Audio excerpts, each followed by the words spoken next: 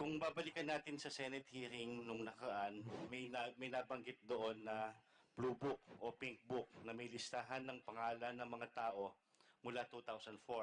Meron bang Blue Book o Pink Book? Sa sarili ko, ako talaga ang makapagsalita nito. Wala akong blue book.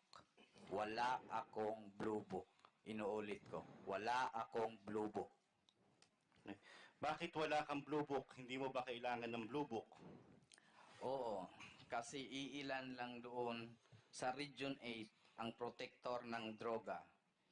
Ilan lamang ang pangalan na paikot-ikot lang sa mga halimbawa nasa Pidsot, Arsog, ganyan.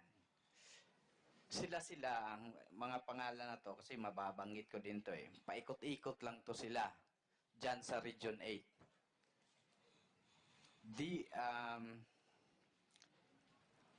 Hanggang nabanggit ko na paikot-ikot lang to yung mga taong mga pulis na to dito sa Region 8. Kung ma-assign sa Pidsot, sa Redsot, sa Arsog, pag ano naman ang sa Arsog malipat sa Pidsot, ang Pidsot malipat na naman sa Arsog.